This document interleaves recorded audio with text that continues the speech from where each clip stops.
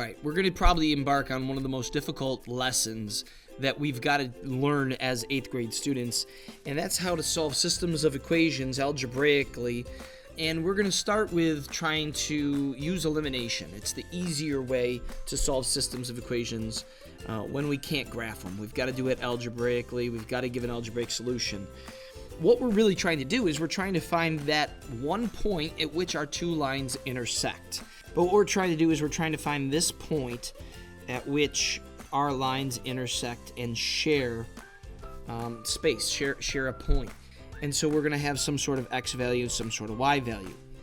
Well, there's a lot of different pieces that go into making sure you understand how to solve systems of equations algebraically and using elimination. And so the first thing I'm going to ask you is, do you know how to, and we're going to go through a list of things, if you know how to do them or not. And then what we'll do is we'll be able to put them all together to see if we can solve a system. My first one is, do you know how to find perfect opposites? Do you even know what a perfect opposite is? The way that we're going to see it is we're going to see possibly something like 3x and negative 3x. Those are considered perfect opposites. You may see something like negative 9y and positive 9y. Those are perfect opposites. And what we have to realize with perfect opposites is that they will combine to cancel each other out. They will combine and form 0. Okay, so basically they're canceling each other out. So that's the first one that you have to know how to do, how to find perfect opposites. All right, so here's an example of a system of equations that we would take a look at. And do you see perfect opposites anywhere? Well, I do. I see them right here with the x's, negative 9x and positive 9x. And what we usually do in class is we put a box around them, and then we're going to go ahead and cross them out because those would eliminate. So that's really what I'm going to ask you to do is, can you find perfect opposites? And then later on in some of the examples, I'm going to ask, are you able to create perfect opposites? Because the more difficult these become, we've got to actually go ahead and create our own perfect opposites. But being able to identify them, that's the first step. Okay, so what's next? Do you know how to combine like terms? Let's take a look at some terms that we could combine and see if you're able to do it. If I was able to present negative 3x and 2x to you, would you be able to combine those together? And what we've really got to do is we've got to look and see that we've got 3 negative x's and 2 positive x's. And I like to say that we match them up, or understand that negatives and positives cancel each other out, and we got to understand how many are left over. Well, I've got more negatives than positives, and so I have 1 extra negative than positive, so combining them would give us negative 1x. What if I was to give you positive 8y and negative 2y? Well, we do have more positives than we do negatives. When we cancel those out, how many more positives are we going to have? We're going to have 6 more positive y's than negative y's. And so that's combining y's in that case, and we can also do it with just integers. If we had negative 17 and positive 14, I've again got more negatives than positives, and so I have 3 extra negatives than I do positive numbers. If you're able to combine like terms, that would be number 2 on our list of things that we have to be able to do. Okay, so let's go back to our example here. If I zoom in and take a look at this, we've already crossed out our x's.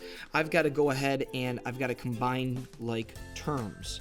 I want to combine my y's together. I've got 7 positives and 6 positive y's. That's going to give me 13 positive y's there. And I'm going to combine my numbers that I have. I've got a negative 2 and a positive 15. I've got more positives than negatives, and so that's going to give me positive 13 there. All right, if you can combine like terms, you're on the right page, and that's 2 steps down, 2 more to go. All right, step number 3, can you solve a one-step equation? The way that I teach equations to my students is almost like a ping pong match. We've got different terms. I've got negative 3x, which is multiplication. I've got my ping pong net here in the middle, and I've got a positive 18 on the other side of the table. And so one of the things that we hate to have is negative variables. I tell all of my students we do not want negative variables.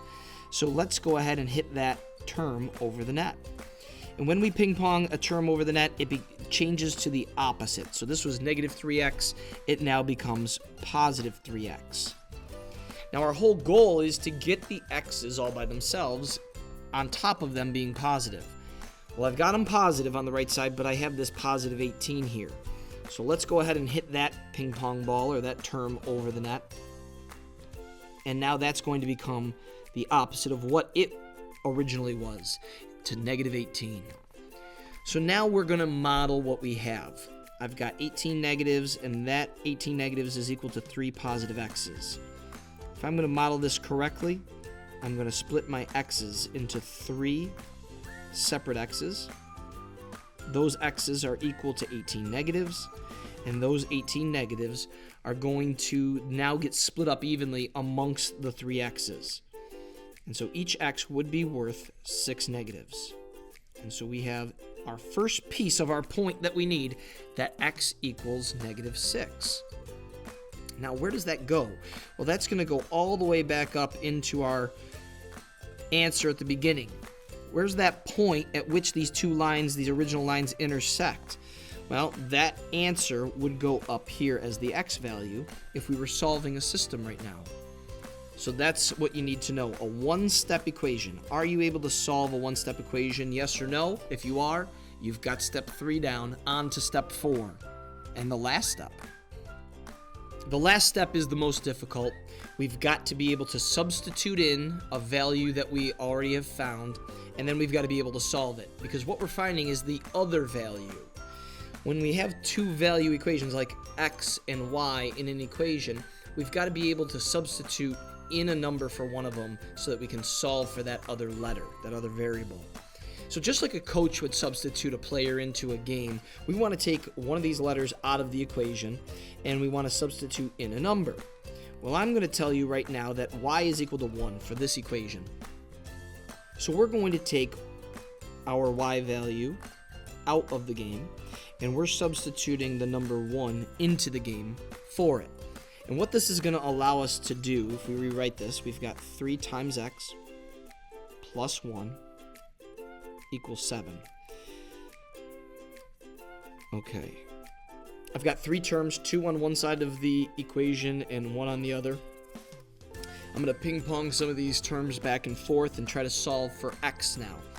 And that's going to give us the other piece that we need to our point of where our two lines would intersect. So our goal is to get 3x by itself. So I'm going to send positive 1 over the net.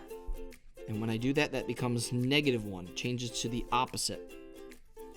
So I've got 3 x's, and when I combine like terms here, I've got more positives than negatives. So I've got 6 more positives than I do negatives. I'm now going to go ahead and model this.